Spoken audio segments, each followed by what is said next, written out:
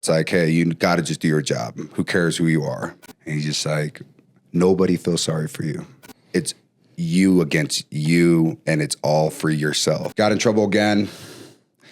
All these, Stanford took their scholarship away, lost a bunch of other scholarships. So Harvey, I don't even know if I can remember how many years it's been. It's awesome because you were exposed to the product. Was it the Kafusis or was it? It was the Kafusis. No, it was the Kafusis, but meeting you is when we lived in the Taylor's home. We were renting the Taylor's home. Okay. So we're renting the Taylor's home, and that's when we came up on the Oak Hills. Yeah, the Oak Hills side. Yeah. And then, so it was Grow Buff at the time, and the only person that was taking it was Bronson. Right. And Bronson would bring it to all of our workouts. At first, it wasn't for me. I was like, hey, you guys just keep that. I'll do what I got to do. And I never really needed the caffeine or the pre-workout. I was never a big energy drink guy or caffeine guy, even through high school or even to college, until about maybe my senior year, if that. I used caffeine only if we're going to be up, all night or whatever, if it's going to be a road warrior thing, if we're going to travel. So it wasn't for me. And as I started taking it during an off season with, all the other guys, we had about, 15 NFL guys and a bunch of D1 college guys working out with us. And, you don't only, you're working out for yourself. Of course, I'm doing everything I got to do to craft, but, we have a lot of things where we compete. And, leg day was a big day because we're competing. If it's prowlers and you're pushing a prowler or whatever, sleds or, the stadium runs, now you're competing. And you want to see, who can run that, the fastest and not die out, and who's in shape and out of shape. And those days I was just like, all right, I need Grow Buff for sure. Grow muscles for sure needed. And, I would take it and, the flush and the niacin flush. I'm like, gosh, I don't know if this is for me, man. Every time I take it, even on those days, I'm like, gosh, why did I do that? But the results of coming out of that day was just way better than if I just, took my regular routine of supplements, because all those supplements are in Grow Muscle, And when I got into the NFL, I started to understand, all right, you have the genetic freaks, and then you have the crazy athletic freaks, and then the rest of them are just guys, normal guys that just worked really, really hard and have a routine. So, being at the Patriots, I really found out what a routine was. There's a routine to everything. A routine of, your eating habits are, hey, game day's on Sunday, so what's my routine to get the best nutrition out of this week? Well, I carb up on a Thursday. And then I carb up on a Thursday, then I eat pretty clean on a Friday. And then, I might carb up a little bit, but I have pretty hearty meals on Saturday. So then I'm not too heavy or too light and, malnourished by Sunday, and hydration, and then all these supplements that come in. And I understood what creatine was at a young age, but never really understood what it really did for me. And young age, meaning high school, junior, senior year of high school, someone brought creatine. I'm like, what's that? And all right, creatine got me super strong and gained weight, water weight. And I didn't know any of this stuff. But then I get to the NFL and I start to see guys like, Tom Brady, and I see Dante. I see, these guys that come in and these are their routine. And it's a routine thing, and it's a routine base. So when I saw the routine of supplements that they took, from fish oils to vitamins to, their smoothies and all this stuff, I'm like, gosh, no wonder these guys don't cramp up or, they don't have these mushy days like I do sometimes when I go and eat, Cane's or whatever. And then I come in and think I can do what I got to do. And when I took, Grow Muscle, I was like, yo, it has everything that I take separately all in one. The only thing that didn't have was the niacin, but we had a lot of stuff to try to bring what niacin had, you know, to get that flush and to open up, you know, all your valves and all that. Like we had, you know, people like to, you know, beet juice, you know, because that helps you with your blood flow and all these other things. And I'm like, man, why do I have to sit there and gag down beet juice when I have, you know, this now? Yeah. So that's what really took it to a whole new level, is that I can take all of that in one scoop. And yeah, the niacin might be a crazy flush, but as my body, you know, adapted to that, it helped me out a lot. Instead of having 4 or 5 buckets of powder in my bag, I had one, and then a couple of other, you know, small supplements that I like taking. So it really, really, really helped me out during the times when it came to the off season and training, especially on the leg days and the stadium days and all the days where I'm like, gosh, I really got to get like moving, and my body got to be ready to do this. You know, it's going to be a big load day, you know, so. Yeah. Nice. So really did that. But a lot of people don't like it either, you know, that I've introduced it to, because they try to just go all in how I do. You know, for instance, like my brother-in-law. My brother-in-law's a beast. He's probably one of the most athletic. I call him the most athletic white boy. He's like the white boy. What is it? White man can't jump. That's him, but he can jump. But he can jump. And he can run. You know, he ran like a 4.3 40 in his pro day. And he's, you know, went to BYU as a walk-on, and one of the most athletic dudes, can just straight dunk out of the gym. He could do everything. But, you know, he tried to take Grow Buff one time with me, and he didn't like it. He just felt like he was lightheaded. He felt like his body was going in like a panic mode and all that. And I just tried to explain to him, like, what I did at the time when I took it, and I should have never done this, is that I take my scoops, you know, I dry scoop 2, and then I get, you know, a scoop of niacin and go in. And he wanted, you know, all right, he takes 2, and he's like, can I get some niacin? I'm like, all right, but just get a little bit, because, you know, this right here is on a whole new level. So I give him like a quarter scoop of the niacin, and then boom, my guy's just sitting there like trying to figure out life. He's just like, gosh. Right. You know, so, you know, for those that it might not be the one for you, it's just like everything else. You nip at it small, you know, microdose. And microdose meaning maybe go a quarter scoop. Yeah. Then maybe go full, maybe or half, then a full. Then you can maybe go past a full scoop and really see the benefits of it. It's so new.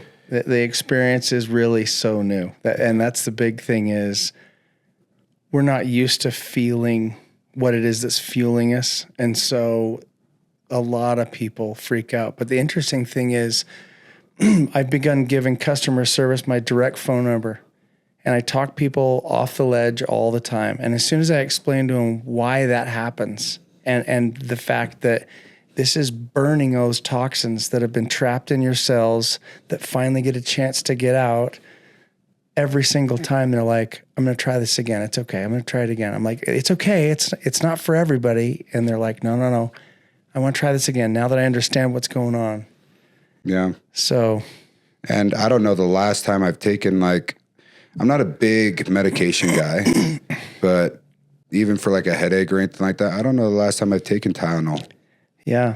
Tylenol or like aspirin or ibuprofen. If I ever have a crazy migraine, and, you know, with the concussions and the hits and, you know, the type of workouts that I got to go through, sometimes I get a headache. And in my mind, I always think water is the cure. I'm dehydrated. But ever since I've been taking, you know, Grow Muscle, it hasn't. No headaches have slid through. And if I ever do have a headache, it's because I'm running on like 1 hour of sleep in the past, you know, 3 days or whatever. If I'm like really just, you know, haven't been sleeping much. So headaches have been gone.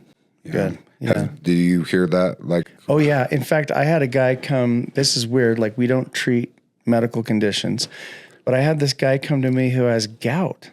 And if you know anything about gout, these crystals, the uric acid crystals, get trapped in their joint. Usually it's your big toe. And it's like you got razor blades in your toe. Every step you take, it's just slicing things up. But because of all the vasodilation, because of all the blood flow, it actually flushes those out of there. And so I knew he wasn't working out, but he kept buying the tubs from me. And I'm like, what are you using this for? Because here's the other thing.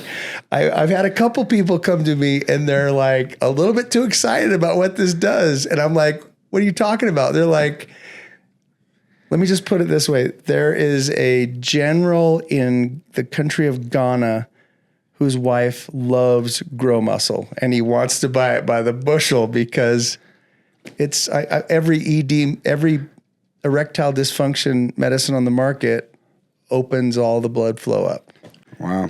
So we don't treat medical conditions, guys, but anything that increased blood flow would help with, yeah, it works. You can't deny the fact that. Is that guy that has gout that's hitting you up, is he Polynesian? Because every Polynesian has gout, I swear. Really? Yes.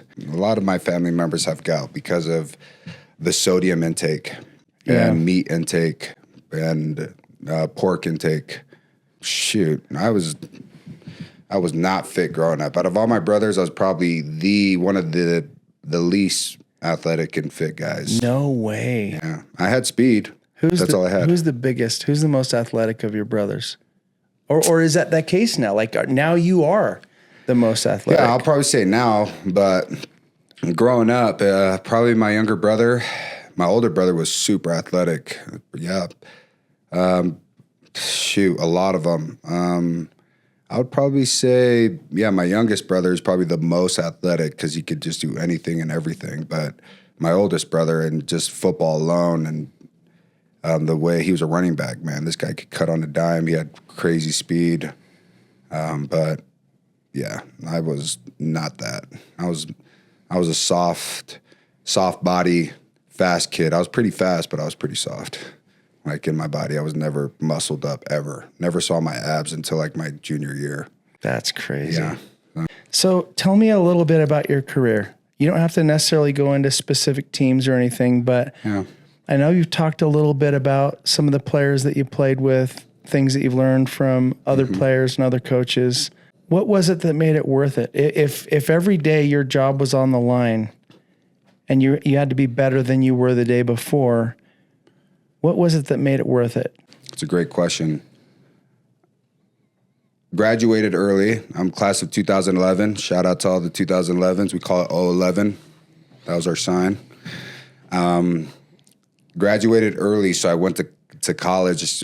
Committed first to, I wanted to go to Florida first because it was my very first camp. I went out there and balled out as like a sophomore and diced up this 5-star linebacker who's a senior, won the MVP out there, and then I started getting a lot of attention. Got in trouble. That offer went away. And I was like, gosh, well, even though I'm an idiot, I still was a smart kid. You know, I had a 25 on the ACT and 3.9 GPA graduating. So I committed to Stanford because I love Stanford. I love Coach Harbaugh over there, who was there at the time. Now he's with Baltimore. No, what the heck? That's his brother. Jim's with Michigan right now. And Classy programs. Yeah. Loved him. Got in trouble again. All these, Stanford took their scholarship away, lost a bunch of other scholarships. So then I committed to the University of Utah. They went to the Pac-12 that year. And I'm like, oh, they're going to go against Stanford. They're going to go against USC. I wanted to go to USC a lot, but just with, a lot of my family that lives out there, I was just like, gosh, maybe I should just – it wasn't about my family being out there. It was more about what could happen outside of football, being in LA. Right. So went to University of Utah, played under Coach Whittingham, played a year and a half there, left to go serve a church mission. I transferred over to BYU, to Bronco Mendenhall. And then the last year with BYU was with Kalani, his first year there. And then I went undrafted to the Patriots with Bill. Played about a year and a half, almost 2 years there. Went to the Jets for 3. Went back to the Patriots for 1, and then left the Patriots the following year to play with Denver and the Raiders. So I finished with the Raiders. Yeah. So got in a pretty crazy car accident my freshman year that took me out my freshman year. It was like week 6. and then tore my tricep the following year, and had a couple of concussions within the NFL, and then tore my meniscus and MCL 1 year with the Patriots when I came back to them, and then had another concussion with the Raiders, and that was like the final concussion after, multiple concussions. I was like, gosh, that one took me out for good. That one was bad. Yeah. Played with a lot of cool guys, Tom Brady, Gronk, Julian Edelman, all those guys, Dante Hightower, Kyle Van Noy, Shea McClellan, all these guys, John Jones with the Raiders, not John Jones, Chandler Jones. John Jones is a brother. John Jones is a MMA fighter, probably the best MMA fighter ever. His brother is one of the best D linemen ever. Played with him at the Raiders. Russell Wilson, so played with a lot of cool guys. Played with under a lot of great coaches. Been super blessed, So a lot of good experiences. But going back to your question, I think not only just like proving myself every single day, but of course I had a family. Got married to my beautiful wife Cassidy. Wallene, now it's Cassidy Langi. Shout out to you, babe. Got married to her my junior year, and then we had our first baby in 2019, and then our second 2020, and then our third 2022. So, of course, the family is a big why, and just showing them I can do it. But ultimately, it was just always my obsession of just keep on keeping on, and just trying to take the notch up a little bit more and push myself a little bit more. You make beautiful kids. Shout out to my wife. True's 2 years old. He's almost a year and a half. He's like 4 feet tall. He's a big boy. So my oldest son is Rad. Yeah. He just turned 5, and then my daughter, she's 3, about to turn 4 in October. Her name is Lux, and then True. True's almost a year and a half. Yeah. So he'll be turning 2 in February. So those are, just like every other family guy. It's a big motivation to, it's a huge motive for them for us to keep on pushing when you have people depending on you. Yeah. But the 9 to 5 doesn't scare me. So it wasn't about them keeping me in the NFL. Like, I got to keep staying in the NFL. Of course, if I didn't have as many concussions, I'd keep on trying to go. Right. I think, being a part of the NFL, though, when you see all these dudes that come in and they're, like Julian Edelman, for instance, this dude's like that tall. If you ever watch this, my bad. But this guy's work ethic and his mind is like he's 7 foot. He's just this crazy beast that comes in, and he's always calling out people. And I think, learning from guys like him and other buddies that I got to play with, another cat that comes to my mind is Frankie Louvu. He's with he's either with the Panthers right now, or he's with Washington. He just signed with Washington. Just seeing the type of sacrifice that they're willing to take while other people are not, Yeah. And just seeing that. And when you see that, you're just like, gosh. And I think the biggest thing being, everyone's like, what's the difference between college and the NFL? Like, where's the fall off? And I'm like, the fall off is fundamentals, tackling, running, ball security, and all that. When you're in the NFL, that is like the number one thing you got to be a pro at, is the fundamentals. And then second off is IQ of the game, knowing situations. I didn't understand that. I get into the Patriots and Bill Belichick, we have like a good 2-hour long meetings. I'm like, why are we meeting so long about rules and, fundamentals and all this? I'm like, this is ridiculous, man. Like, this is so long. Like, I could be home by now. But it just shows that, that's how you win games is, if you can control everything you can control, you have a high chance of winning. And it's not that big of a deal to you anymore because you made it. Yeah. But you remember that 1.6% of all college kids ever make it to the NFL. Yeah, you ain't lying. So yeah, it's tough. And then, getting in is tough, level. but sticking in there, staying around is even harder. That's exactly. what they say. But I just think, that's where the fall off is. And then lastly in the fall off would probably be just, your mindset and understanding, routine. And if you can get all those three down and do what you do in college, you might have a shot in the league, So, I guess it was super just lucky for me to just fall into a team that just was come in at the end of their dynasty and get to see all them, and just see how they function and how they move, and being really like a master of a craft. And I think that was huge, because a lot of these guys think they have to be, 250 pounds, pure muscle, this, that, and that. I'm like, to be honest, you don't got to be that, And one of my good buddies, Fred Warner, for instance, he's at the 49ers, the best middle linebacker in the league right now. He's like 6'3", but, 235 pounds, but he can do everything that a middle linebacker needs to do. You would never think that back in the day. Back in the day with Ray Lewis and Junior and all them, those guys were 250, big boys, but the game has evolved. And a lot of these guys don't understand, like, hey, you don't have to be that anymore. As long as you can do your job, you can do your job and do it consistently at a high level. Who says that you can't play, Yeah. And I think that's like the beauty of the league when it comes down to college. When it comes down to college to the league, it's just like, man, you just got to be able to do that consistently at a high level. If you can do that, you'll stick around, That's cool. Yeah. I was a running back all the way until like my end of my sophomore year. Right.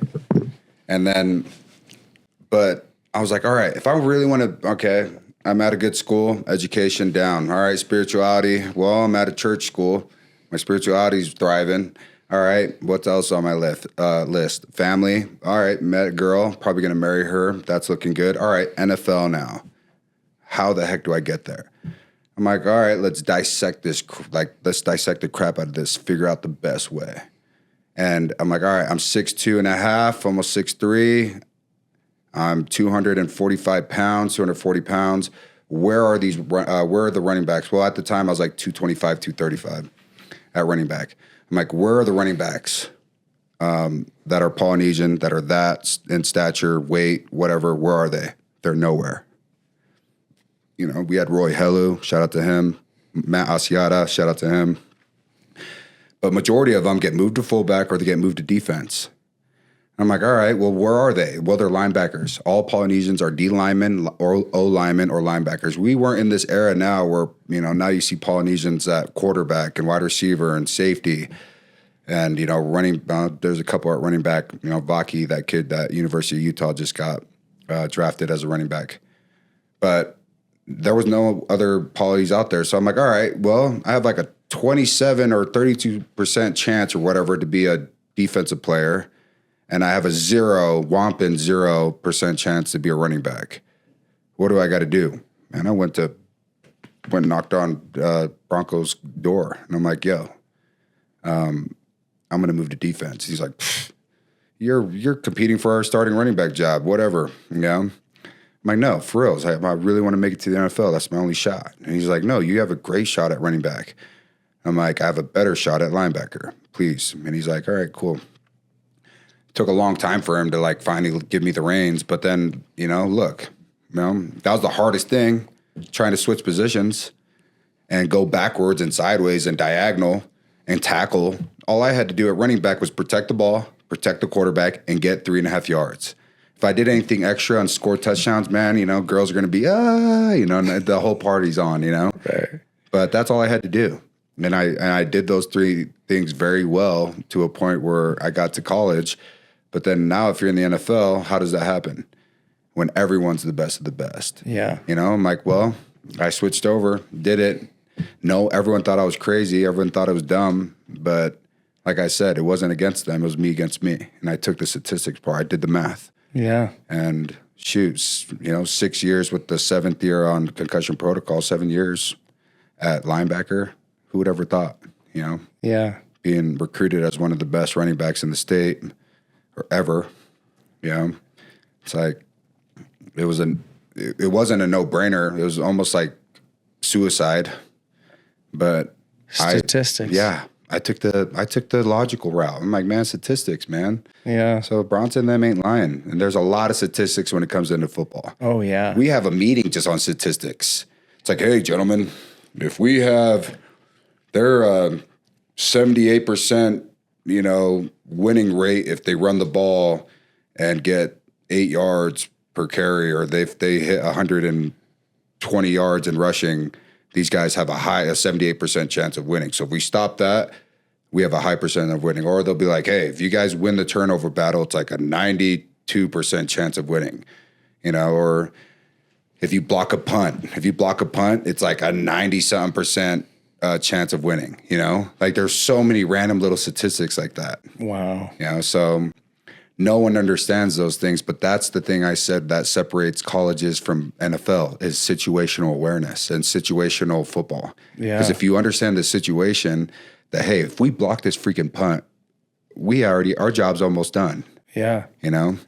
So whenever those things happen in a game and all that, I'm like, oh, that team's going to win already. And they're like, well, they're down 8 points or what. I'm like, they're going to score right here. Momentum's going to be on their side. Watch. Because the statistics say that if they block that punt, they're gonna win. Yeah.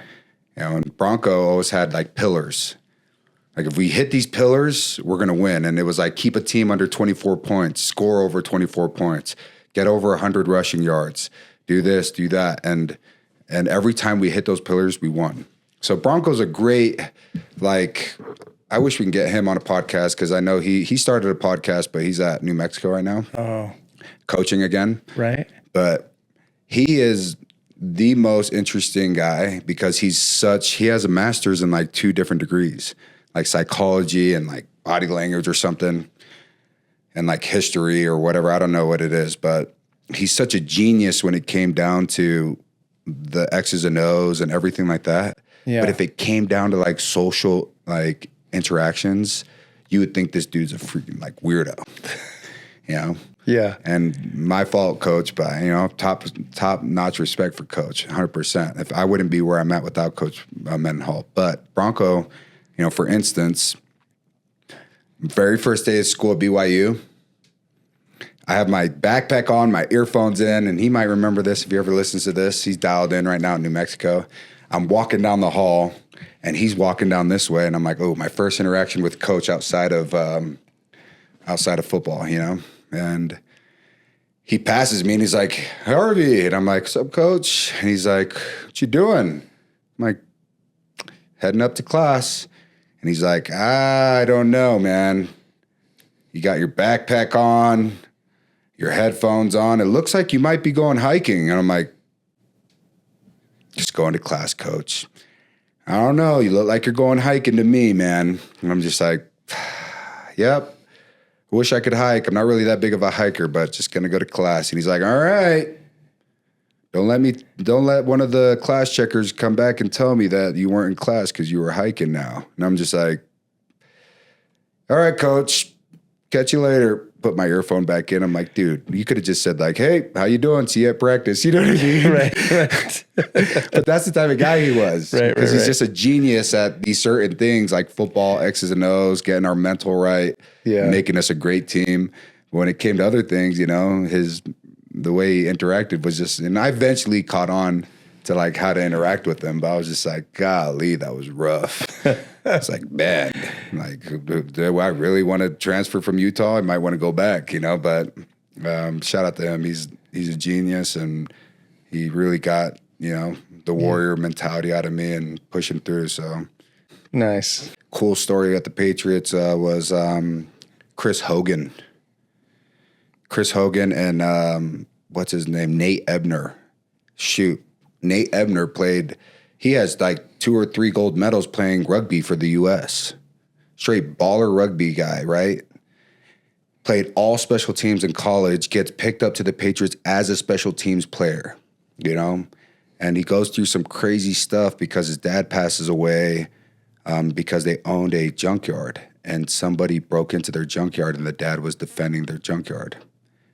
And Nate just been through it all. And this guy is a 3-time maybe 4-time Super Bowl champ with them, and also a 3, gold medalist because of rugby. And this guy's, his mentality is just on a whole new level. And he taught me just like, dude, it don't matter what your role is. You go out there and do your role, and you do it at 100 miles per hour, and you do it right.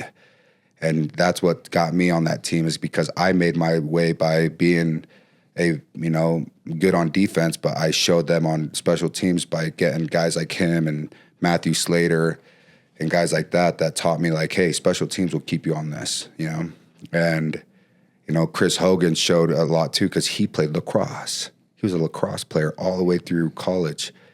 And then he comes back and like I don't know his full story, but I believe that he came back his senior year or something in college and played football or something. And maybe he'd even played football. We need to look it up. But this guy just came in. Patriots took him undrafted. This guy balled out, got 2 rings over there with the Patriots, maybe even 3, And he was a stud wide receiver for them. But it just showed that, find your niche. And it doesn't matter what your role is. Go do your role. You know what I mean? I was surprised when I was working on athletes in San Diego. I started asking all of them, what'd you play in college? Because I was shocked how many of them, they're in the NFL and they weren't playing football in college. Yeah. It really surprised me. Yeah, it's crazy. So, I don't know.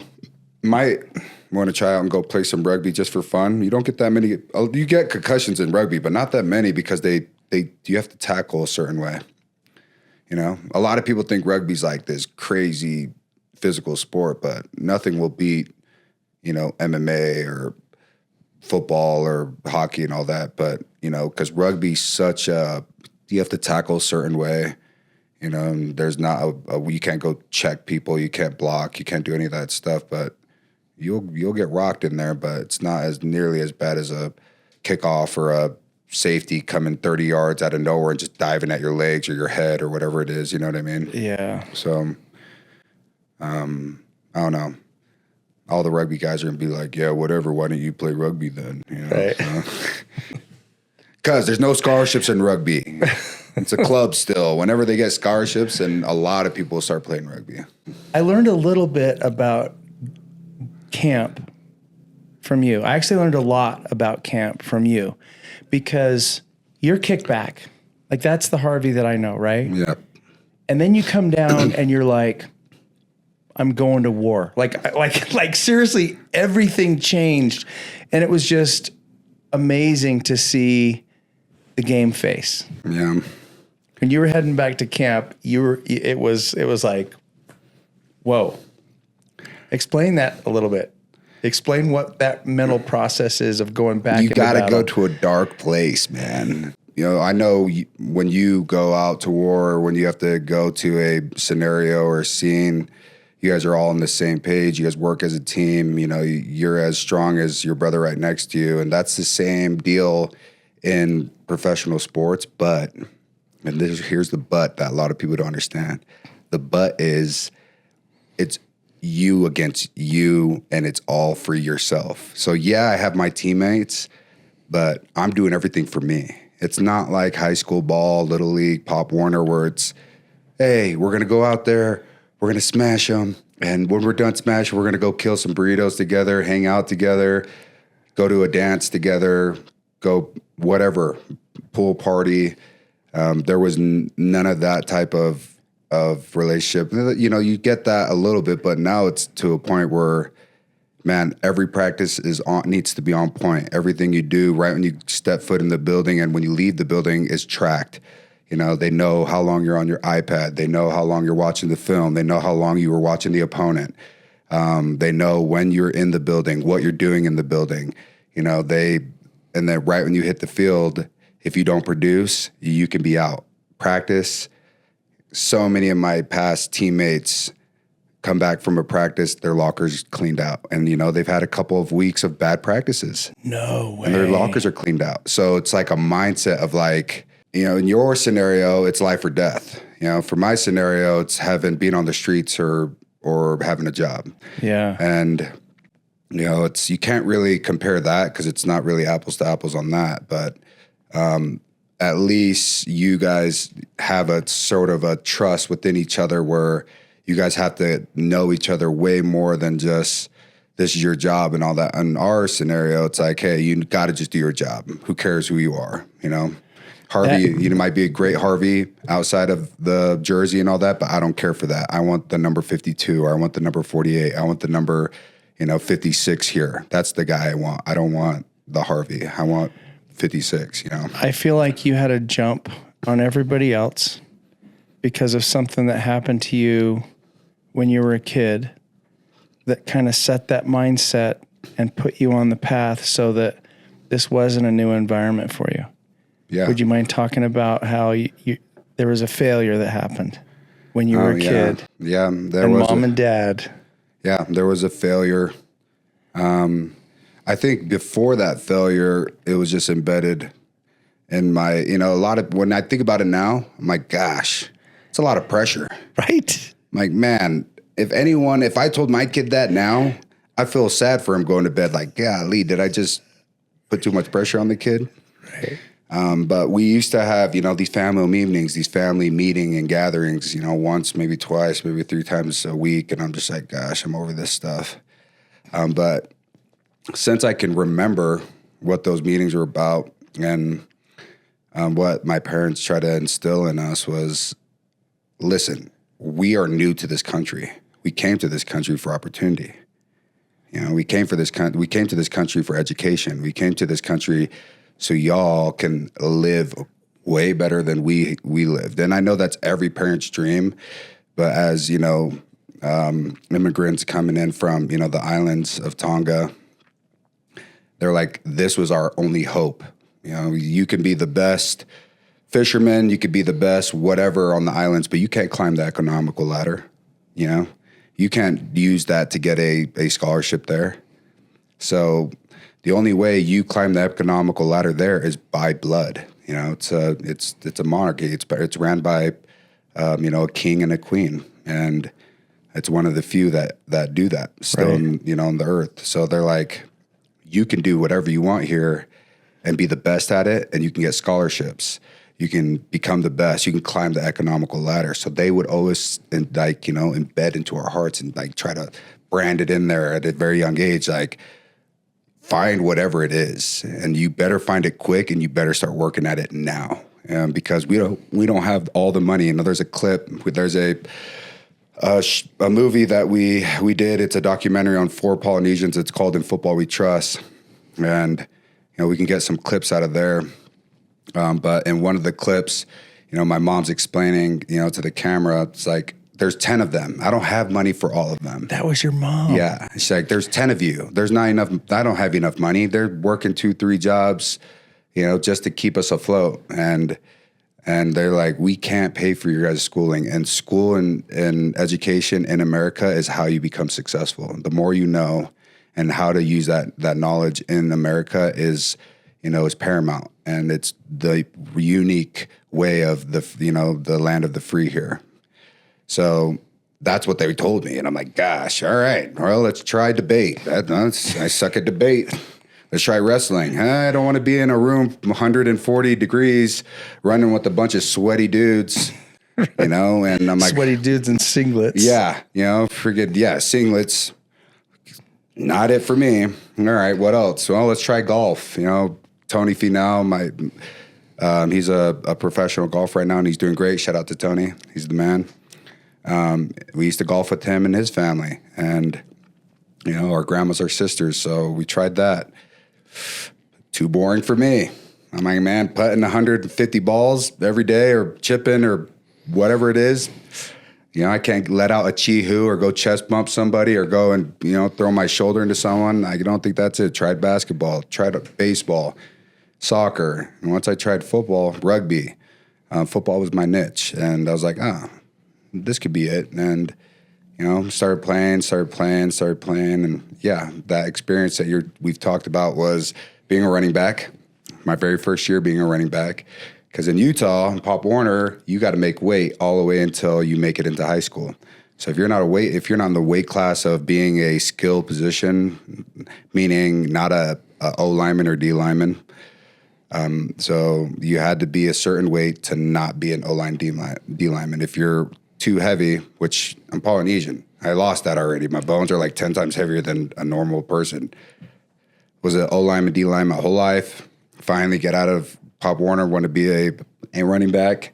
Tried out for the sophomore team my freshman year, made the team, was a running back. Very first game, fumble. I was just it's like my hands were just like lubed up with like, coconut oil or something. I fumbled 5 or 6 times that game. And I just remember them just ripping me apart, and the OC grabbing my helmet, and he's spitting in my face. He said, "You're never going to play on my side of the ball. You're going to go play defense, especially. I don't care what you do. Get out of here." And I'm just, and the team that I left in Little League, they were ballers. They never lost. So it's like this legacy that everyone always wanted to be a part of that team. But I left it the last year to go try to be a running back. And I just remember going home and, I'm crying, of course, just feeling like a loser, knowing I'm going to get clowned on Monday. And I just remember my mom looking at me, and I'm head down in the back seat, and she's like, "Son, work. That's it. What do these boys have? They have 2 arms and 2 legs just like you. Work. Like, you're not working hard enough. You're not confident out there because you don't work." And then I'm just like, gosh, just stab me, huh? I'm just down and out. And then later on, it's silence eating me up. Then my dad looks at me and through the rear mirror, "Hey," just look up at him, and he's just like, "Nobody feels sorry for you."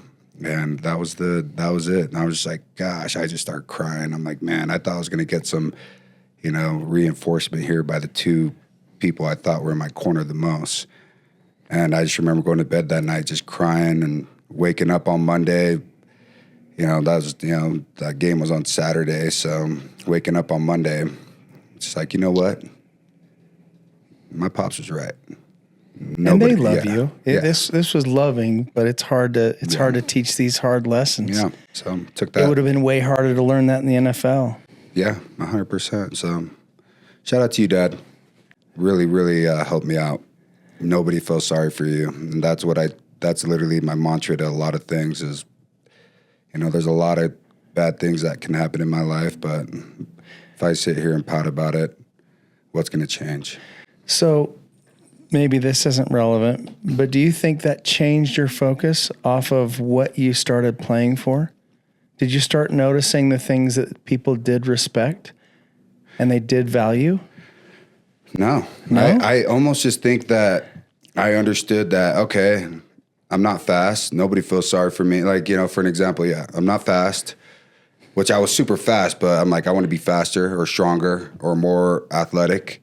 And I'm not there yet. I could sit there and just give all the excuses in the world, or, what I did was go work out twice a day and figure it out and try to, have a me versus me mentality every day.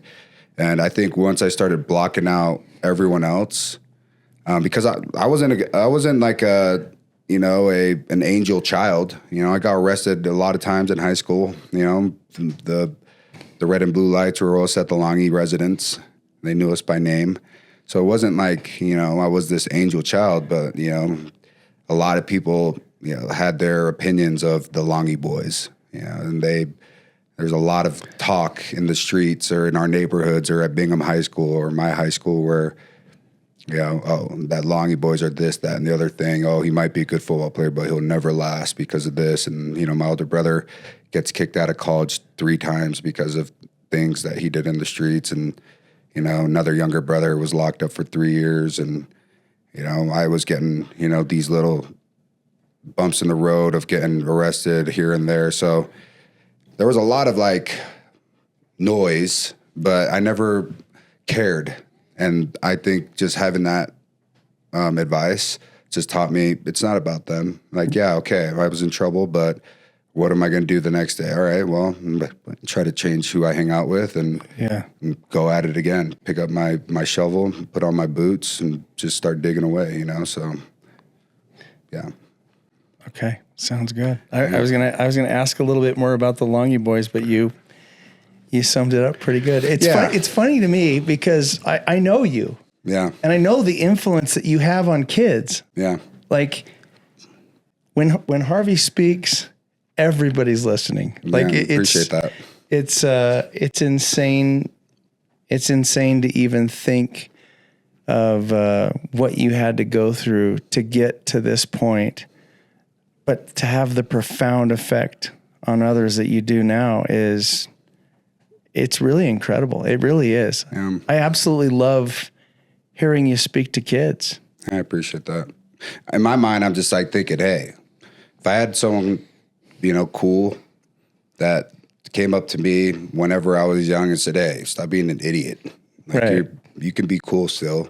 Yeah. But you can also, work hard and find what your niche is and go be the best at it. You can do all the above. Yeah. And if someone would have told me that, I'd be like, man, I could have saved my mom a lot of fines, Yeah. It's like, gosh, I can't tell you how much, labor I had to do just to get these fines paid off of by dinking around in high school too much. So all those that are listening or watch this, watch out who you hang out with. I love the saying, show me your friends and I'll tell you your future. Yeah. I love that because if they're truly your friends, they'll be there, when you need them and all that, but also they'll tell you when you're slipping. And a lot of kids, they don't do that because they just feel like they're going to be a snitch or they're going to be like, the kid that's not cool, that's trying to take you out of a fun situation. Nah, if someone would have been like, hey, sneaking into a house that's not built fully in the middle of the night, doing things you shouldn't be doing, you should probably go home right now. Instead, no, we're all in there doing what we were doing, got in trouble. It's like, gosh, I wish somebody would have been like, hey, why are we here? Let's go home. Build in a half pipe with all the wood that you just found. Yeah, exactly. You've carried this same mentality into your professional life. Let's talk a little bit about Track It Verified. Yeah. That's one of the projects that you've started, right? Yeah. So Track It Verified is the official high school combine for high school athletes all the way down to 7th graders. And it's a third party that's unbiased, ran by NFL guys and D1 guys, former and current. For those who don't know what the combine is. Combine is the base measurement. For coaches, it's the base measurement for an athlete. And in a combine, you test your power, agility, and your strength. So our speed, strength, and agility. And you do it by drills and, vertical and 40s and these different types of drills. And I want to do that for all these kids to allow them to know if you ain't a baller on the field or however the chips lie, guess what? Do something else that coaches still take. And, that's something tangible, something that they can work at, something that they can do day in and day out. And at the end of the day, if you get those numbers down to where a coach is like, whoa, who's this Harvey Langi kid all the way in Provo? And, right now we have over 20 universities that endorse us and a lot more pending. And just allow these kids. We have our 6th athlete that has been offered. 4 of them were on anyone's radar. And a lot of them that are getting talked to by coaches right now, but they haven't pulled the scholarship out. For instance, there's a kid out in Manti. Comes out and kills one of the 40s, and he's just a baller. He had 19 sacks last year. But he's 6'1", 6 foot. And, he's smaller and all that, but he just killed it in the combine. And he had about 3 universities reach out to him, and the University of, Oregon State University flew him out and worked him out. And, those are the type of things that I want to do for these kids to allow them to know, hey, there's another way. Yeah. And there's a lot of combines out there too, but the way that we run our combine is, exact replica of the NFL combine. But I guarantee you there's not another combine out in Manti, Utah. Manti, Utah is like middle of the state. Yeah. He would have been lost. Yeah. So, and he came out and killed it. So that's what our goal is, to just allow these kids to have that. And it just stinks because social media is out there, and it's a blessing to have social media, but it's a curse because perception's everything. And a lot of these kids have the perception of going to all these dinky camps and whatever it is because they think they're going to get exposure there. And I truly do think football is paramount. Whatever you do on the football is paramount, but whatever you do outside of football, how can you still get looked at? Well, if you run track and you run a fast 100-meter dash or a long jump or whatever, all right, you might get looked at. Right. But with us, now you can go tell coach, hey, you just offered Bronson Kaufusi. But if you look at my numbers, I didn't start because I was stuck behind him, but I'm just, or maybe even better of an athlete than he is and just as big as he is. Can you use that, or do you know anyone who can use that? You know, that's the blessing of having those numbers. So we just started that this year. Next year, we're planning on all of our combines for next year. You know, anyone needs information on that. Track It Verified is all of our socials with 2 T's on it. The guy who owned the domain with 1 T was trying to hustle me for like 20 bands. I'm like, get out of here. Get out of here. Yeah, man, I had to get my boss and I was get out of here. You know, so it has 2 T's. Track It with 2 T's, verified at all socials. And then if you want to register for any combines that are upcoming, it's Track It with 2 T's sports.com. So trackitsports.com. So it's been fun. So what you're saying is Track It with 2 T's. Yes. Okay, got it. Track It with 2 T's. Thanks to the guy who owns that domain, jerk. So you have any other projects going on besides that, or are you pretty focused on that one right now? I know it's taking up a lot of time. Yeah, it's a startup now, so it takes up a lot of time, but I just started a foster care agency for disabled foster kids. It's called Skytime Services. And we just got all of our licensing and all that stuff, so hopefully we can get cleared here in the next couple of months to start that. You know, we started one down in Salt Lake for my parents and my family down there, and that's running pretty well, but my parents really want to go and do stuff with their life, so just let them run it and start something out here. So that's cool. Yeah. So that will get up and running, and when that does, we'll, you know, start shooting stuff out that way. You know what I mean? Very cool. Yeah, so always grew up with foster kids. That's why. You know, even though we're 1 in 10 kids, which it was 9 kids. I only have 9 kids in my family, but we adopted one. And we adopted him his sophomore year, like my junior or senior year in high school. And then on top of that, we always had 1 or 2 foster kids living with us at the time. So my parents always thought, you know, if we have the room and we have the food and the space to do so, we'll do it. And we didn't get compensated only for blessings and karma and all the good things that come with helping these kids and these, you know, my brothers and sisters, technically. It also helped us financially because, you know, the state gave you money for taking care of you know, these individuals. So yeah, it's always been something that we've already had. And then I got older and I'm like, whoa, you don't understand? We put in all the work and we got like 10% of the pie, Mom. Right. And she's like, well, what do we have to do? I'm like, we have to be an agency. And if you become an agency, not only that you get more money, you get more like guardianship and decisions on helping these kids. Yeah. You know, so it was a win-win situation. And it's been going good down out there in Salt Lake. And hopefully we can do the same out here and help as many as we can. And I'm sure they exist, but I've never heard of anybody else taking on the challenge of injured foster kids or disabled foster kids. That's a whole nother level. Yeah. Yeah. I have 2 foster brothers that have been living with my parents for like a decade. Seth and Antonio are their names. I call them Pablo Escobar and Slim Shady. But, you know, they're disabled and, you know, have, you know, high,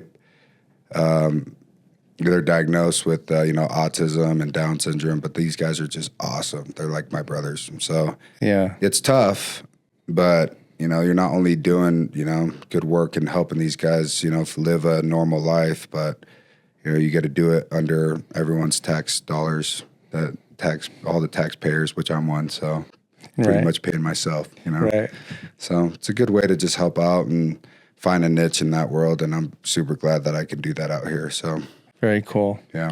I want to make sure we end on that, so people, that's what they walk away from here thinking about you, because that's who I know you to be. Yeah. I really appreciate you coming in here. Hey, I appreciate being out here, you know. So Yeah. Thank you.